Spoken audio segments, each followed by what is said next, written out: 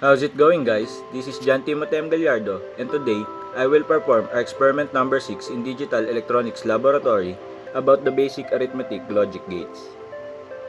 In this experiment, we will familiarize ourselves with the nature of operation of the basic arithmetic circuits and to stress the significance of the logic gates in the internal capacity of computers. Here are the materials needed for our experiment.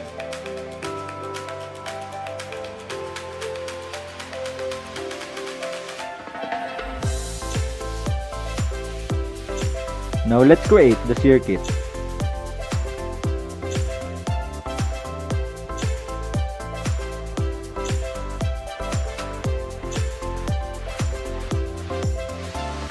Now here's our half adder circuit. Now let's test. If all input is 0, both S and C output is also 0. Now if A input is 0 and the B input is 1, the S output becomes 1 and the C output remains 0. Now, if A input is 1 and the B input is 0, the S output remains 1 and the C output remains 0. Now if all input becomes 1, the C output becomes 1 while the S output becomes 0. We can observe that the S output will become 1 if either of the A or B input will become 1 and the C output will become 1 only if the two inputs is equal to 1.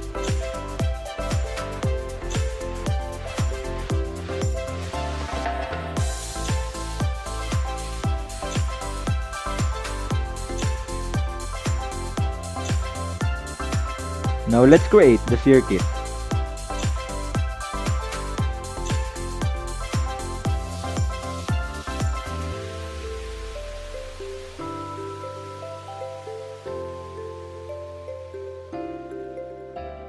Now let's test. If both input is 0, both S and C output becomes 0. Now if A input is 0 and the B input is 1, both S and C output becomes 1. Now if A input is 1 and the B input is 0, the S output becomes 1 and the C output becomes 0. Now if all input is 1, both S and C output becomes 0. As we can observe, if either one of the A or B input is 1, the S output will become 1. And if the B input is 1, it is the only time that the C output will become 1.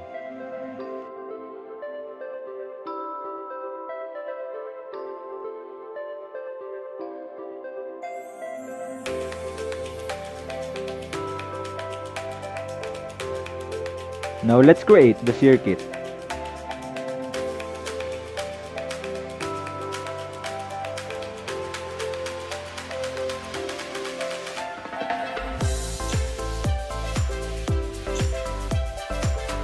Now here's our full adder circuit. Now let's test. If all input is 0, both S and C output become 0. If X and Y input is 0 and the C input is 1, the S output becomes 1 and the C output remains 0.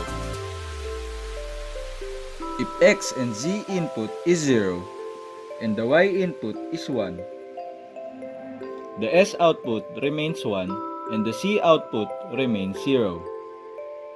If X input is 0 and Y and Z input is 1, the S output becomes 0 and the C output becomes 1. If the X input is 1 and the Y and Z input is 0, the S output becomes 1 and the C output becomes 0. If the X and Z input is 1 and the Y input is 0, the S output becomes 0 and the C output becomes 1. If the X and Y input is 1 and the C input is 0, the S output is still 0 and the C output still 1. Now if all input is 1,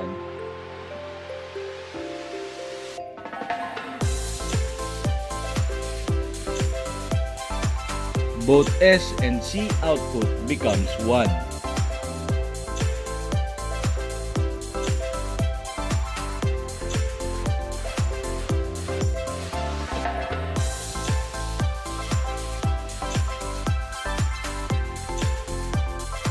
Now let's create the circuit.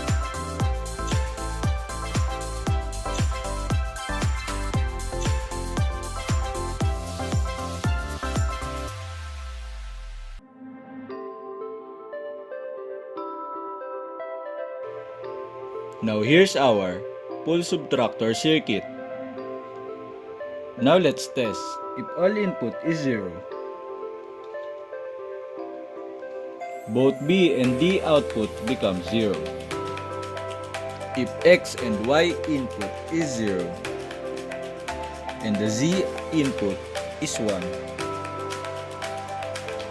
both B and D output becomes 1.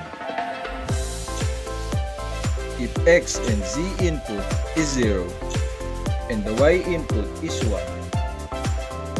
both B and D output still 1. If X input is 0 and the Y and Z input is 1, the B output becomes 0 and the D output is still 1. If X input is 1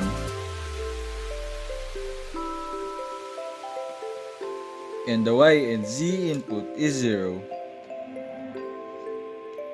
the B output becomes 1 and the D output becomes 0.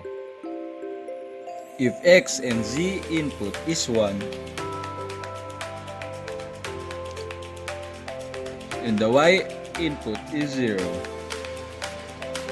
both B and D output become 0. If X and Y input is 1 and the Z input is 0, both B and D output is still 0. If all input is 1,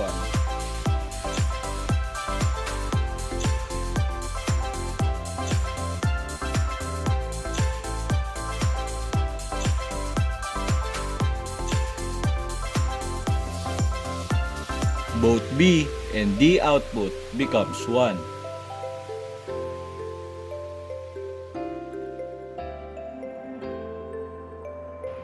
That concludes our experiment number 6. So what you guys think about the basic arithmetic logic gates?